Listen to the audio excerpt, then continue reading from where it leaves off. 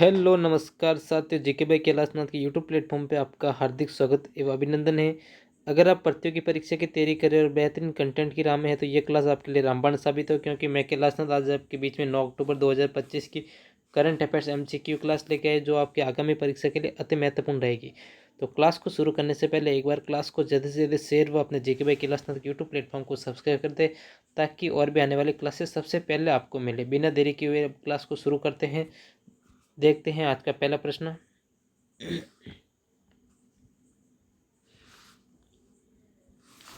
आज हम पढ़ने वाले हैं करंट अफेयर्स 9 अक्टूबर 2025 की हम क्लास आज लेने वाले हैं।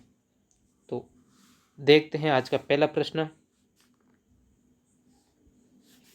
प्रश्न संख्या 1, सितंबर 2025 में भारत के नए उपराष्ट्रपति कौन चुने गए हैं? A B Sudershan Reddy, B हैं जगदीप धनखड़, सी हैं सीपी राधाकृष्णन, डी हैं वेंकैया नायडू। अगर हम इसके राइट आंसर की बात करें, सी करेक्ट आंसर होगा आपके। सी करेक्ट आंसर होगा। जिन्होंने भी सी आंसर दिए हैं उनका करेक्ट आंसर है। बढ़े नेक्स्ट प्रश्न की ओर। प्रश्न संख्या 2,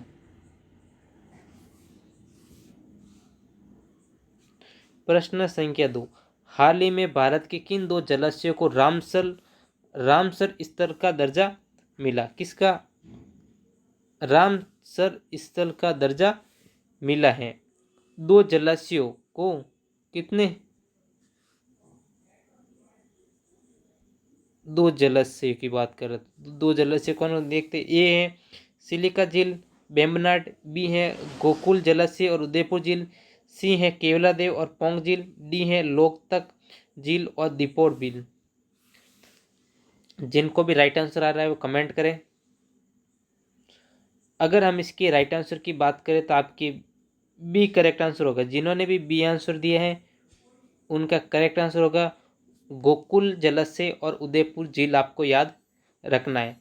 आगे समझ में। बढ़े नेक्स्ट प्रश्न की ओर। देखते हैं आज का तीसरा प्रश्न।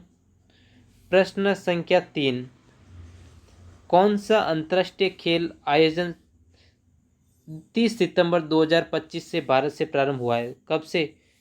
30 सितंबर 2025 से भारत में प्रारंभ हुआ है। तो ए है आईसीसी पुरुष क्रिकेट विश्व कप, बी है आईसीसी महिला क्रिकेट विश्व कप, डी है फीफा अंडर-17 विश्व कप, डी है एशियाई खेल।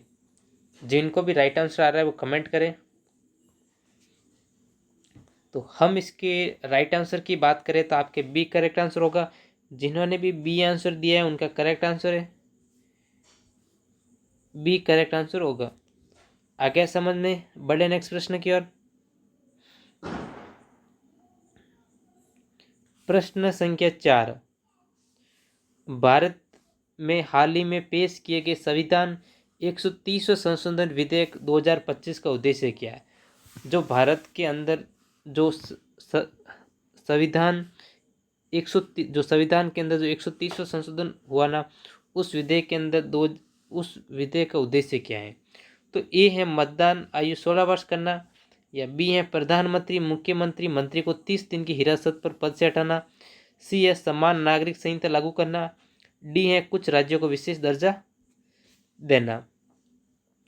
तो हम इसके राइट आंसर की बात करें तो जिन्होंने भी बी आंसर दिया है उनका करेक्ट आंसर है प्रधानमंत्री मुख्यमंत्री मंत्री को 30 दिन की हिरासत पर पद से हटाना। आगे समझ में। बढ़े नेक्स्ट प्रश्न की ओर। प्रश्न संख्या 5, भारत को हाल ही में अंतर्राष्ट्रीय नागर विमान संगठन की किस श्रेणी में पुनः चुना गया? ए है भाग फर्स्ट, बी है भाग सेकंड, सी है कार्यकारी परिषद, डी है तकनीकी परिषद। जिनको भी राइट आंसर आ रहा है वो कमेंट करें। अगर हम इसके राइट आंसर की बात करें, जिन्होंने भी बी आंसर दिए हैं उनका करेक्ट आंसर है। आगे समझ में। बढ़े नेक्स्ट प्रश्न की ओर।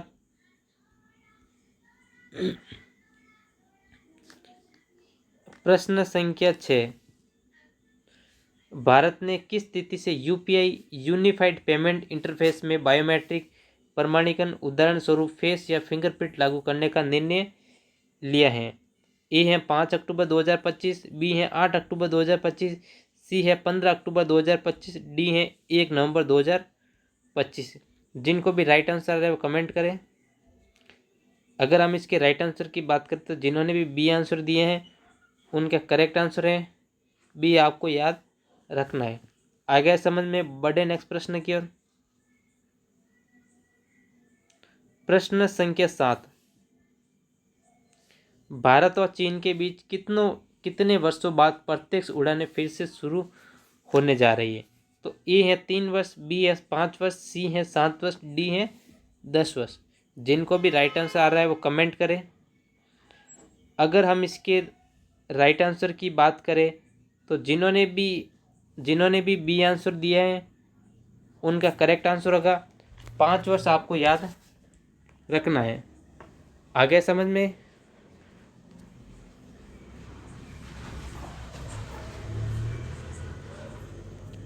जिन्होंने बी आंसर दिया है उनका करेक्ट आंसर है। बढ़े नेक्स्ट प्रश्न की ओर।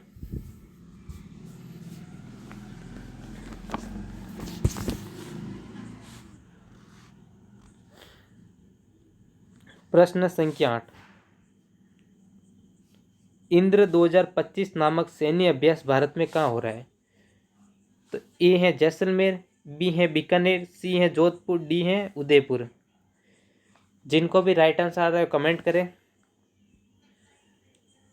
अगर हम इसके राइट आंसर की बात करें तो आपकी जिन्होंने भी बी आंसर दिया है उनका करेक्ट आंसर है बीकानेर, आपको याद रखना है। आगे समझ में, बढ़े नेक्स्ट प्रश्न की ओर। प्रश्न संख्या 9, भारत ने अपनी पहली संयुक्त दीर्घकालिक अमेरिकी एलपीजी द्रवीकृत पेट्रोलियम गैस आयात निविदा की समय सीमा किस तारीख तक बढ़ाई है? तो ए है 10 अक्टूबर 2025, बी है 12 अक्टूबर 2025, सी है 15 अक्टूबर 2025, डी है 17 अक्टूबर 2025। तो हम इसके राइट आंसर की बात करें तो जिन्होंने भी डी आंसर दिया है उनका करेक्ट आंसर है डी, आपको याद रखना। आगे समझ में, बढ़े नेक्स्ट प्रश्न की ओर।